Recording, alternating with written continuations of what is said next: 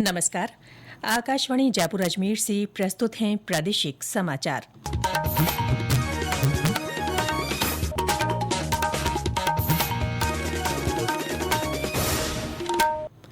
मुख्य समाचार।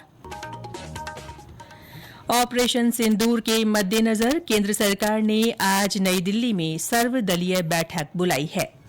प्रदेश में सुरक्षा एजेंसियां अलर्ट पर, सीमावर्ती इलाकों में विशेष सतर्कता बरती जा रही है।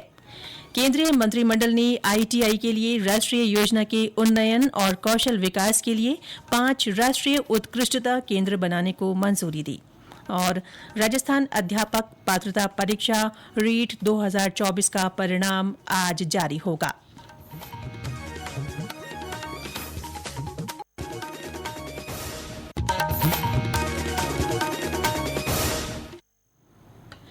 समाचारों के साथ मैं रितिका गुप्ता और अब समाचार विस्तार से। ऑपरेशन सिंदूर के मद्देनजर केंद्र सरकार ने आज नई दिल्ली में सर्वदलीय बैठक बुलाई है। इसमें सभी राजनीतिक दलों के नेताओं को ऑपरेशन सिंदूर के बारे में जानकारी दी जाएगी। पार्टी लाइन से हटकर नेताओं ने ऑपरेशन सिंदूर की सराहना की है और आतंकवादियों के खिलाफ सशस्त्र बलों की कार्रवाई पर गर्व व्यक्त किया है। इससे पहले पहलगाम आतंकी हमले के बाद सभी दलों ने सरकार की हर संभावित कार्रवाई का समर्थन किया था। केंद्रीय गृहमंत्री अमित शाह ने पाकिस्तान और नेपाल से सटे सीमावर्ती राज्यों के उप राज्यपालों और मुख्यमंत्रियों से सोशल मीडिया प्लेटफॉर्म पर अवांछित तत्वों के राष्ट्र विरोधी दुष्प्रचार पर कड़ी निगरानी रखने को कहा है। श्री शाह ने कल नई दिल्ली में सुरक्षा समीक्षा बैठक की अध्यक्षता करते हुए राज्य सरकारों और केंद्रीय एजेंसियों के साथ मिलकर तुरंत कार्रवाई करने के निर्देश दिए। गृहमंत्री ने कहा कि निर्बाध संचार बनाए रखने के लिए हर संभव प्रयास किए जाने चाहिए और संवेदनशील स्थानों की सुरक्षा और मजबूत की जानी चाहिए। उन्होंने राज्यों से जनता में अनावश्यक भय रोकने और अफवाहों के खिलाफ लोगों में जागरूकता बढ़ाने को कहा। बैठक में राजस्थान सहित 9 राज्यों के मुख्यमंत्री और प्रतिनिधि वीडियो कॉन्फ्रेंस के माध्यम से शामिल हुए। ऑपरेशन सिंदूर के बाद प्रदेश में अलर्ट जारी किया गया है। सीमा सुरक्षा बल और राजस्थान पुलिस की ओर से सीमावर्ती इलाकों में विशेष सतर्कता बरती जा रही है। सीमावर्ती जिलों श्रीगंगानगर, बाड़मेर, जैसलमेर और बीकानेर में आगामी आदेश तक 12वीं कक्षा तक के निजी और सरकारी स्कूलों, आंगनबाड़ी केंद्रों और मदरसों में छुट्टी कर दी गई है। वहां सभी परीक्षाएं भी निरस्त कर दी गई हैं।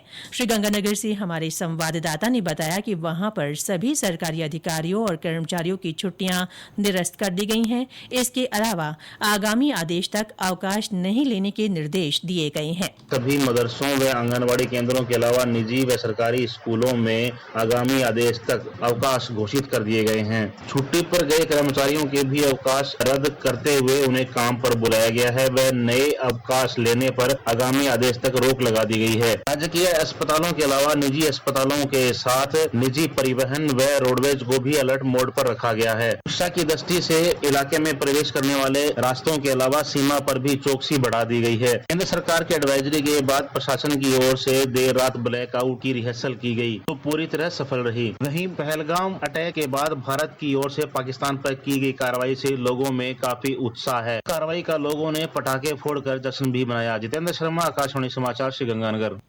उधर जोधपुर और किशनगढ़ एयरपोर्ट से 10 मई तक यात्री विमानों की आवाजाही बंद कर दी गई है। हमारे जोधपुर संवाददाता ने बताया कि कल 9 फ्लाइट्स रद्द की गई।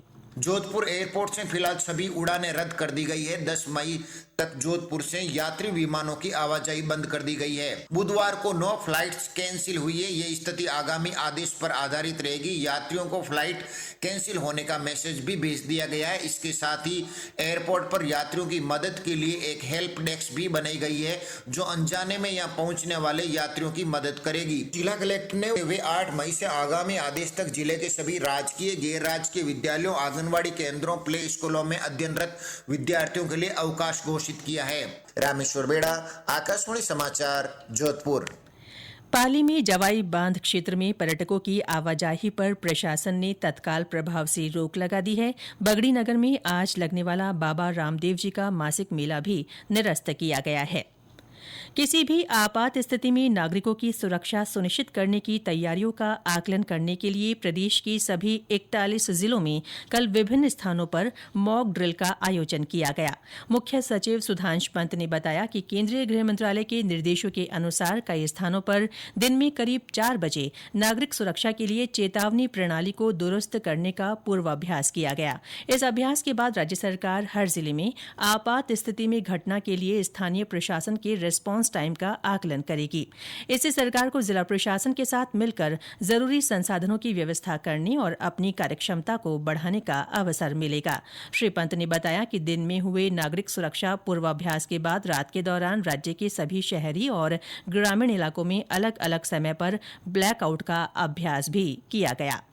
ये समाचार आकाशवाणी जयपुर अजमेर से प्रसारित किए जा रहे हैं। प्रादेशिक समाचार बुलेटिन आप हमारे x handle @AIRnews_Jaipur, YouTube channel Rajasthan AIR news और फेसबुक AIR न्यूज राजस्थान पर भी सुन सकते हैं। केंद्रीय मंत्रिमंडल ने ITI के लिए राष्ट्रीय योजना के उन्नयन और कौशल विकास के लिए 5 राष्ट्रीय उत्कृष्टता केंद्र बनाने को मंजूरी दे दी है। प्रधानमंत्री नरेंद्र मोदी की अध्यक्षता में मंत्रिमंडल ने औद्योगिक प्रशिक्षण संस्थानों के लिए ये योजना स्वीकृत की। इसमें 1000 सरकारी ITI को हब में अपग्रेड करने और 5 राष्ट्रीय कौशल प्रशिक्षण संस्थानों की क्षमता बढ़ाने पर ध्यान दिया जाएगा। मंत्रिमंडल ने इन ITI में 130 संकाय पदों के सृजन को भी मंजूरी दी है। शिक्षा मंत्रालय ने अपने बयान में कहा कि उद्योग और शिक्षा जगत के संबंध को मजबूत करने के लिए 5 नए अत्याधुनिक अनुसंधान पार्क भी बनाए जा रहे हैं। वहीं आर्थिक मामलों की कैबिनेट समिति ने देश में कोयला दोहन और आवंटन की योजना शक्ति में संशोधन को स्वीकृति दी है। CCEA ने कहा है कि ये मंजूरी केंद्रीय क्षेत्र, राज्य क्षेत्र और स्वतंत्र बिजली उत्पादकों के थर्मल पावर प्लांट्स को नए कोयला लिंकेज देने के लिए है। प्लास्टिक के उपयोग को कम करने और पारंपरिक आयोजनों के लिए किफायती विकल्प प्रदान करने के लिए राज्य सरकार ने बर्तन बैंक योजना शुरू की है। ये योजना पर्यावरण संरक्षण की दिशा में महत्वपूर्ण कदम है। इसी कड़ी में प्रदेश का पहला स्टील बर्तन बैंक कोटा जिले के रामगंज मंडी विधानसभा क्षेत्र की खैराबाद पंचायत समिति में खोला गया है। इसका संचालन पंचायत समिति करेगी। एक रिपोर्ट। पंचायत समिति खैराबाद के इस बर्तन बैंक में शुरुआत में 900 सेट स्टील बर्तन रखे गए हैं। बाद में आवश्यकता के अनुसार इनकी संख्या बढ़ाई जाएगी। इसमें विभिन्न प्रकार के स्टील के बर्तन जैसे प्लेट, चम्मच, ग्लास, कटोरी के सेट उपलब्ध कराए गए हैं।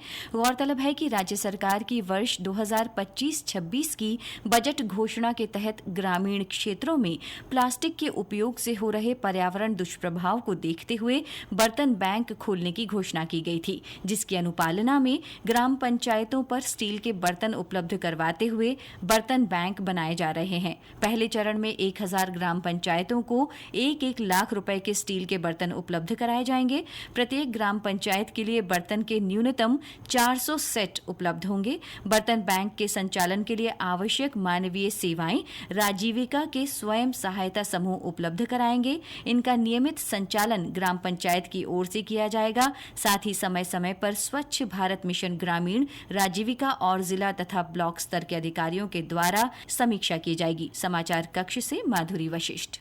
राजस्थान माध्यमिक शिक्षा बोर्ड आज राजस्थान अध्यापक पात्रता परीक्षा रीट 2024 का परिणाम जारी करेगा। बोर्ड प्रशासक महेश चंद्र शर्मा दोपहर 3:15 बजे परिणाम घोषित करेंगे।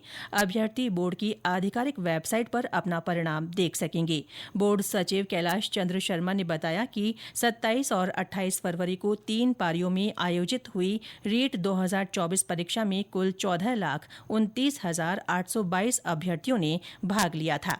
इधर RPSC ने RAS 2023 के साक्षात्कार के तीसरे चरण का कार्यक्रम जारी कर दिया है। आयोग के सचिव ने बताया कि ये साक्षात्कार 19 से 28 मई तक निर्धारित कार्यक्रम के अनुसार लिए जाएंगे। और अंत में मुख्य समाचार एक बार फिर। ऑपरेशन सिंदूर के मद्देनजर केंद्र सरकार ने आज नई दिल्ली में सर्वदलीय बैठक बुलाई है। प्रदेश में सुरक्षा एजेंसियां अलर्ट पर सीमावर्ती इलाकों में विशेष सतर्कता बरती जा रही है। केंद्रीय मंत्रिमंडल ने आईटीआई के लिए राष्ट्रीय योजना के उन्नयन और कौशल विकास के लिए 5 राष्ट्रीय उत्कृष्टता केंद्र बनाने को मंजूरी दी। और राजस्थान अध्यापक पात्रता परीक्षा रीट 2024 का परिणाम आज जारी होगा। इसके साथ ही प्रादेशिक समाचार बुलेटिन समाप्त हुआ। हमारा अगला बुलेटिन दोपहर 1 बजे प्रसारित होगा। नमस्कार।